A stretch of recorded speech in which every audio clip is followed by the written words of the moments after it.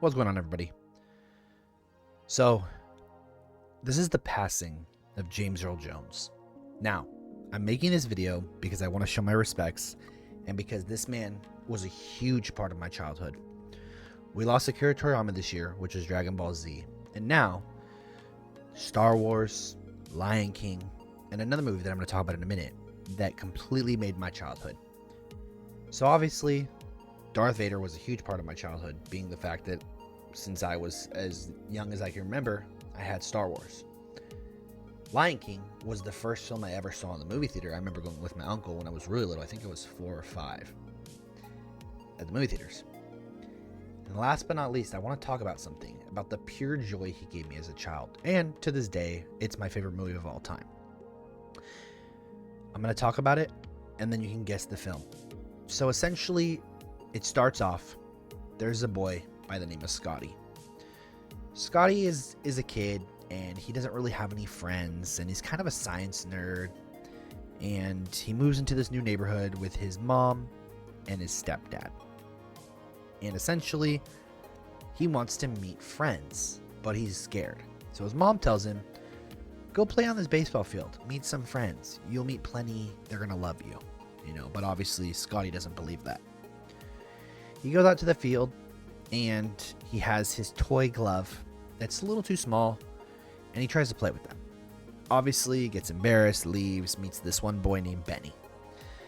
Benny is different. He is a little bit older than everybody else, but he also has kindness. He gives Smalls a new hat and gives him a new glove, and essentially has him come play with the gang.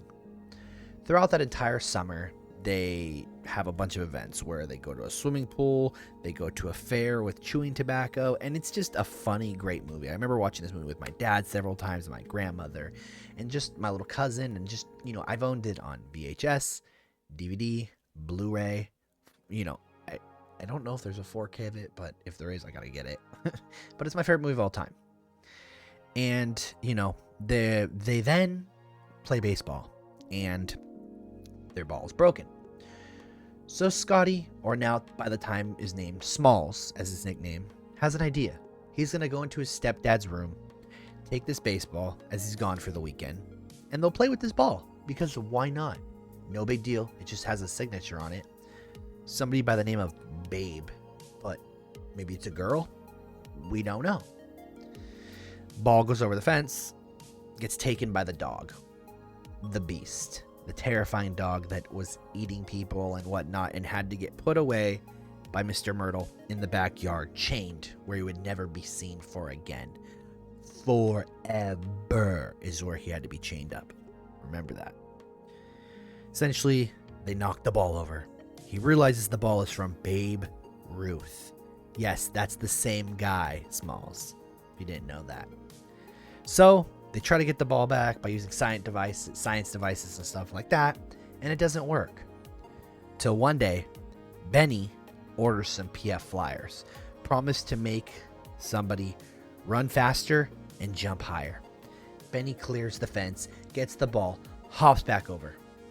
When all of a sudden, to his surprise, the Beast jumps the fence and lands in front of him. It's one of the most massive big dogs he's ever seen. As it chases him down the street throughout the neighborhood, they go through parties, everything. They knock a cake over with the clown and whatnot, and they go. They then get back to the sand lot where they're all chasing them, and they jump over the fence, and Benny makes it over, and he hops back, to which then the fence falls on the Beast, knocking him down. Small says, guys, you gotta help me. Help me lift it up.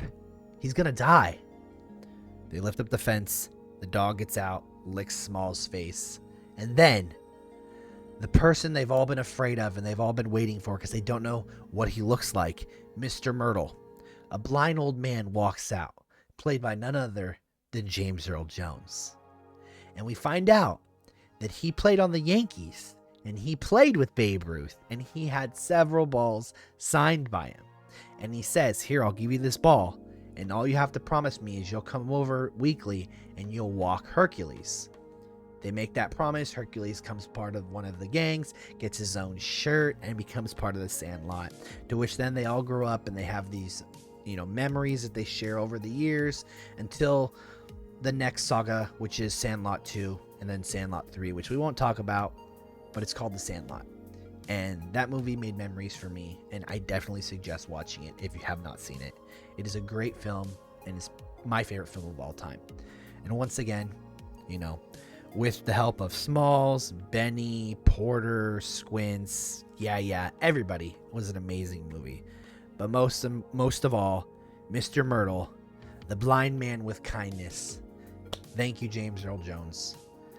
You know, literally been my childhood, and hope you rest in peace. That's all I wanted to say.